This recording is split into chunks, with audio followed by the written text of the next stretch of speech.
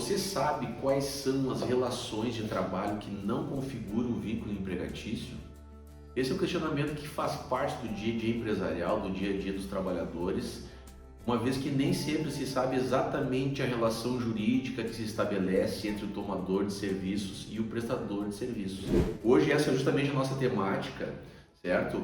Partindo da premissa de que o vínculo de emprego só se caracteriza com a presença simultânea desses 4 requisitos, tá? Que são a subordinação, pessoalidade, onerosidade e não eventualidade, cujos nomes falam por si próprios. As nomenclaturas já mais ou menos traduzem exatamente o que quer dizer cada um deles, e também porque já foi objeto de uma anterior explanação nossa aqui, que vocês podem conferir nos nossos outros vídeos que possuímos no nosso canal do YouTube. Então nós não vamos nos ater muito especificamente, sempre então, como eu falei anteriormente, partindo da premissa que o vínculo só se caracteriza com a presença simultânea de todos esses requisitos, tá ok? Então nós vamos à primeira modalidade do trabalho que não configura vínculo empregatício, que é o chamado trabalhador autônomo. Quem é um trabalhador autônomo? O trabalhador autônomo é aquele que é o seu próprio patrão, é aquele que gerencia pessoalmente a sua atividade profissional, estabelecendo o horário de trabalho, o valor da contraprestação do trabalho que será prestado, certo? Nessa modalidade não está presente o requisito da subordinação.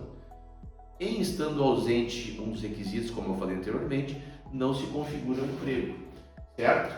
Nessa modalidade de trabalho, é de responsabilidade do próprio trabalhador autônomo a aquisição do maquinário, certo? Recomenda-se sempre que seja feito um contrato por escrito, né? Então, ele mesmo vai gerenciar o tempo de serviço, o que vai demandar de material, de mão de obra. Ele possui o controle, o gerenciamento daquela prestação em relação a si próprio, certo? Então, nesse caso, como não existe um empregador que lhe dá as ordens, que lhe dá as instruções, ele mesmo tem essa autonomia porque o negócio é dele próprio.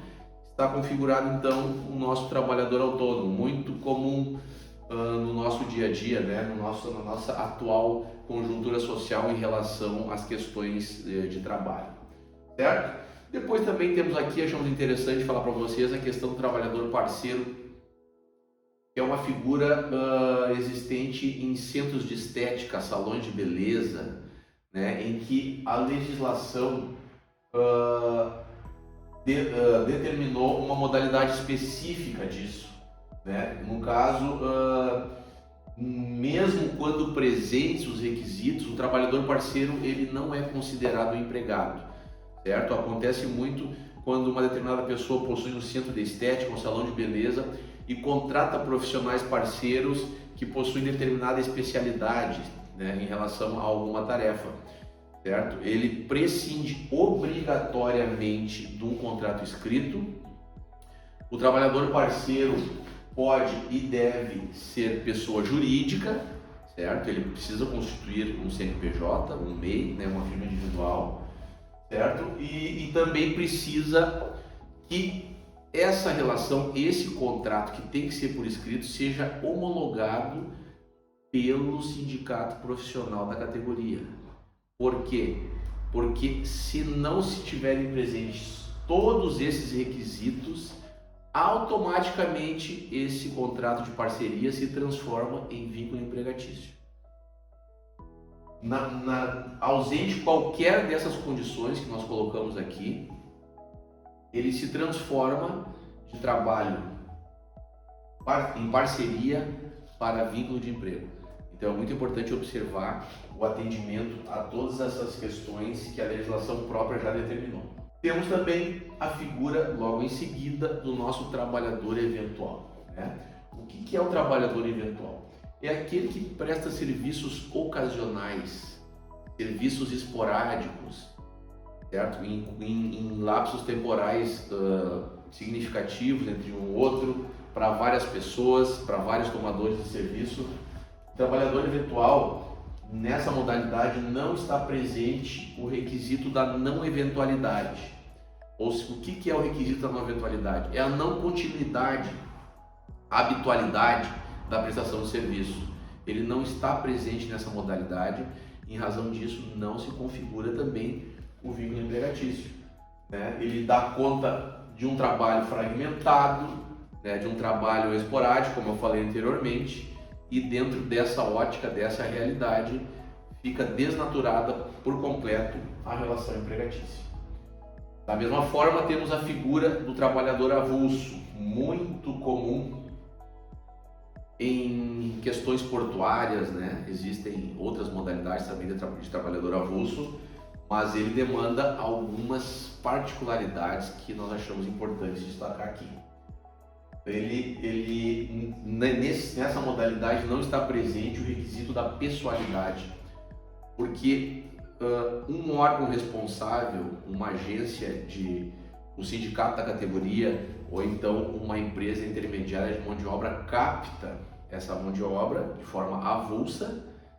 Dentro dessa contratação, o trabalhador tem direito sim a férias, 13º salário e FGTS, mesmo não restando figurado o vínculo empregatício. Esse trabalhador avulso tem direito a essas verbas de natureza empregatícia, entendeu? Que é o 13º, FGTS e também o direito a férias. Então esse trabalhador avulso é o trabalhador que fica durante a sua jornada à disposição para ser chamado para prestar um determinado serviço. Ele também segue as mesmas regras em relação à jornada, que não pode ser superior a 8 horas diárias, nem 44 horas semanais. A partir daí, partimos então para o trabalho voluntário. Como o próprio nome diz, é um trabalho que é prestado sem a expectativa de uma contraprestação pecuniária. É um trabalho beneficente muitas vezes, é um trabalho que a pessoa faz de livre e espontânea vontade, por uma ação de caridade, por uma ação social que pretenda tomar. A única previsão de reembolso é quando esse trabalhador voluntário tiver algum custo, né, com o seu trabalho, mas desde que a entidade que está auferindo aquela prestação voluntária autorize anteriormente a compra de um equipamento, fornecimento de alguma situação que demande algum custo financeiro. Fora essa situação, o trabalho voluntário não demanda uma contraprestação pecuniária. Essa é justamente a principal característica dele, não estando presente aí o requisito da onerosidade, que é a contraprestação pecuniária pelo trabalho no vínculo de emprego. Outra figura muito comum na nossa sociedade é a figura das cooperativas, né? Que com os trabalhadores cooperados são aqueles que reúnem esforços, uma comunhão de esforços em prol de um objetivo comum. Por óbvio, não está presente também aí o requisito da subordinação, da pessoalidade, pois não há uma contraprestação mensal de natureza salarial para o cooperado. O que ocorre é uma divisão de sobras depois, ao final de um exercício anual, do exercício semestral, em que o que foi auferido de vantagem econômica é rateado proporcionalmente para cada cooperado. Ele prescinde de no mínimo 7 pessoas para caracterizar essa relação. Temos também a figura muito conhecida do estagiário, né? Essa figura, essa modalidade demanda uma atenção especial, porque muitas relações possuem a nomenclatura de estágio, na verdade, escondem uma verdadeira relação empregatícia.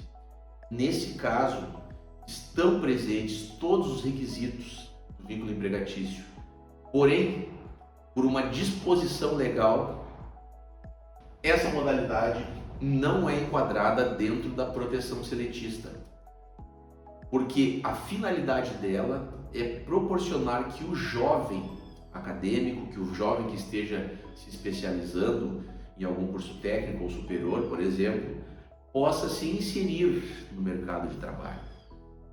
Daí surge a figura do estagiário. Deve também atender uma série de situações, como compatibilidade de horários com a atividade acadêmica ou escolar, ou profissionalizante, ele tem que estar matriculado numa instituição de ensino, certo? Deve haver um compromisso firmado entre a instituição e a pessoa que está concedendo o estágio. Isso é obrigatório. Qualquer dessas situações que não estejam presentes, ou se, por exemplo, o estagiário estiver exercendo outras atividades que não sejam aquelas de treinamento profissional, resta desconfigurada a relação de estágio, transformando automaticamente num vínculo empregatício. É muito importante, então, tomar esses cuidados. Muitas vezes o estágio é tomado de uma maneira mais informal, sem o atendimento desses requisitos legais, e essa situação acaba automaticamente se transformando numa relação de emprego. Temos muitas situações dessa natureza de pedido de vínculo empregatício dentro da nossa Justiça do Trabalho. Então, você, empresário que pretende que tenha um setor de estagiários dentro da sua organização, você, estagiário que pretende fazer essa modalidade de aprendizado dentro das normativas legais, tem que ser observadas essas formalidades. Por fim, falamos aqui também do representante comercial, que é uma figura muito recorrente, muito utilizada dentro das nossas relações comerciais, eis que se traduz numa atividade própria, certo? Possui uma legislação específica, uma Lei 4.886/65, né? Ele também, muitas vezes, não configura o vínculo por expressa disposição legal. Aqui, a principal questão é a não subordinação. Existe um liame muito tênue nas relações de representação comercial, uma vez que, se a empresa exigir a exclusividade, automaticamente essa relação de natureza de representação comercial poderá também se transformar num vínculo empregatício. Tá correto? Então, em razão disso, é muito importante que não esteja presente o requisito da subordinação. O representante comercial ele não recebe salário. A remuneração dele é feita através do pagamento de comissões. E ele ofere essas comissões com a efetiva concretização da intermediação comercial e que o contratante efetivamente pague pelo serviço ou mercadoria adquirida, gerando automaticamente o direito ao recebimento da comissão. É uma atividade de caráter não eventual, certo? Por conta de uma ou mais pessoas, com a finalidade de mediação, em que não está presente ou não pode estar presente o requisito da subordinação. Ok? Espero que tenha ficado claro. Até a próxima.